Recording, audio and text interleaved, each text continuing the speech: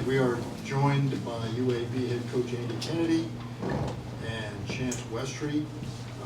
Coach, let's just start with a general comment from you, and then we'll open it up for questions. Yeah, first off, disappointed that our season ends in our own city so early. Been 4 straight conference tournament championship games, and that obviously comes to a screeching halt today. Disappointed in that, but all credit to Charlotte.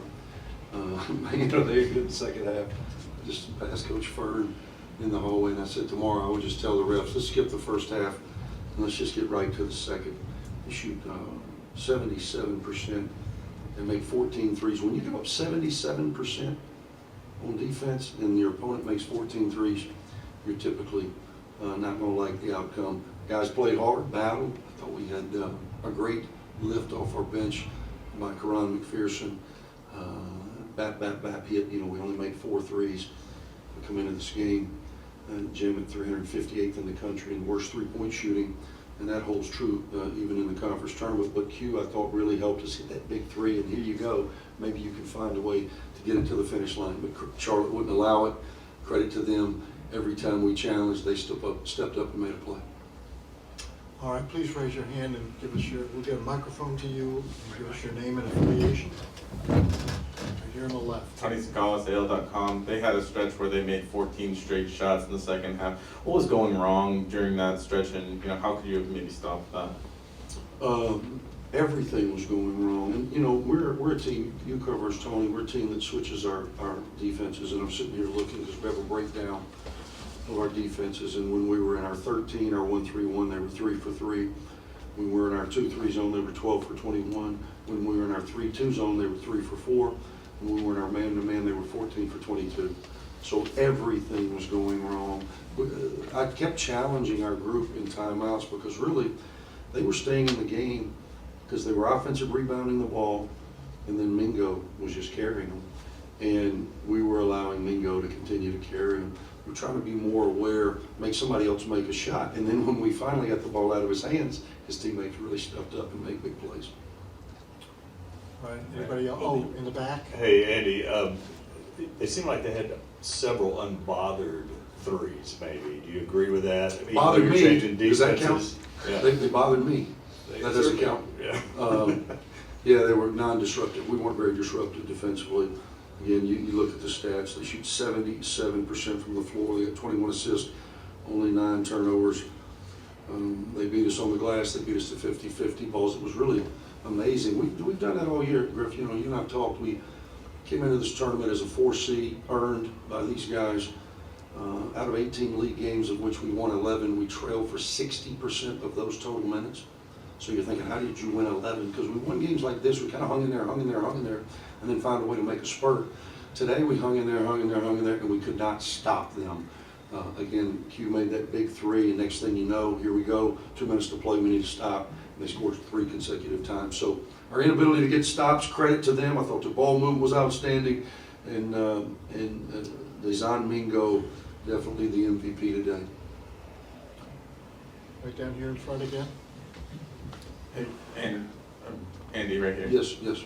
Tony. Oh, right Tony, I'm sorry. Yeah. I was looking at Steve. Yeah. 32 seconds left. You call a timeout to drop that play. You don't. I think you settle for a layup. We didn't execute it. Yeah. What went?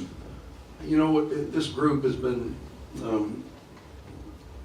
been a struggle sometimes when you put guys out of the spots, and so we had kind of a disjointed team in, and Da, despite him going 0 for 6, I still thought he should be in some screening action. Maybe he gets lost and we get a shot, and we were trying to run a little bit of floppy action, double screen, and he went the wrong way. And as a result, Chance did what he had to do because we look up and he tried to get downhill and missed the layup.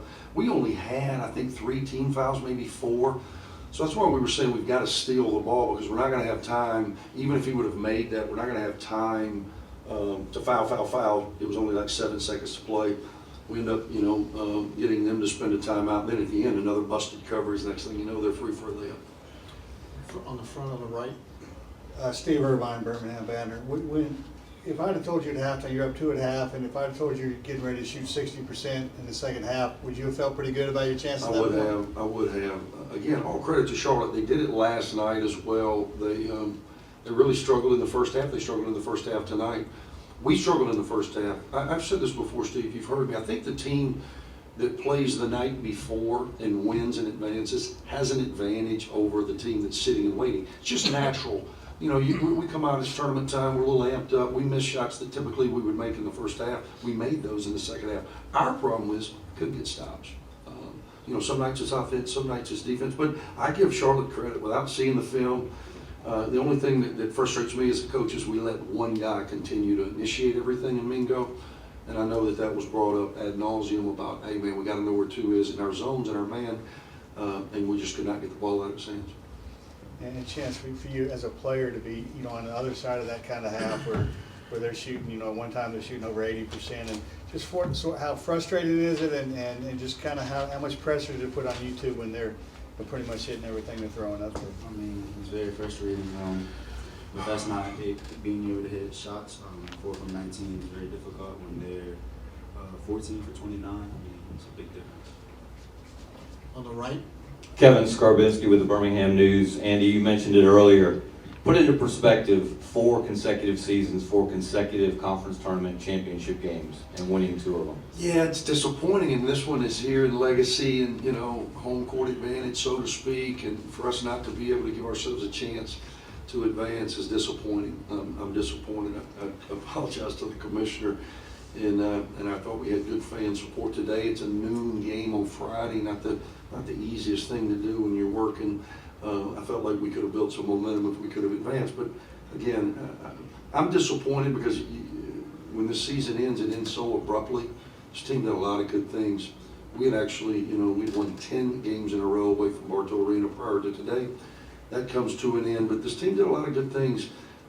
Charlotte sent us home, and they deserve to advance with their ability to make play after play after play. Today it came in the version of making shots, but again, I'm not sure too many teams in college basketball are going to lose when they go 20 for 26 and a half, 14 big threes, as Chance just said. So congratulations to them. coach in the back, way back. Excuse me. Julie Mitchell, WV Team 13 here in Birmingham. Coach, you mentioned it there. Just looking at this year, how do you assess this year, this team, especially this guy next to you, who's had a great year as well? Yeah, Chance has been tremendous. I think he's probably one of the most surprising storylines in all of college basketball. We could have advanced in this tournament. His story could have been broadcast a little longer. He's had a tremendous year, man. He's led us. We've changed him all over the floor. He's an incredible facilitator today. Not his best game offensively, and he still ends up with 15 assists. We would be so lost offensively without his ability to facilitate and get guys shots at the basket. So Chance has had a tremendous season for a guy that really, this is his first year not only playing extended minutes, but most certainly in the role that we had him. Right here in the middle.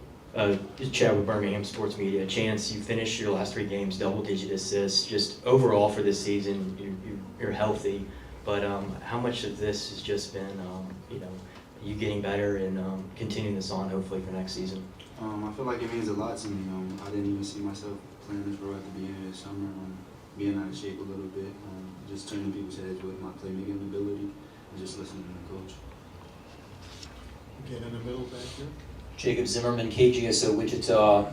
Chance, this one's for you. You had a great performance with 15 assists. Tell me a little bit about that and your connection, finding Daniel Rivera inside, he had 20. Tell me about your 2 performances.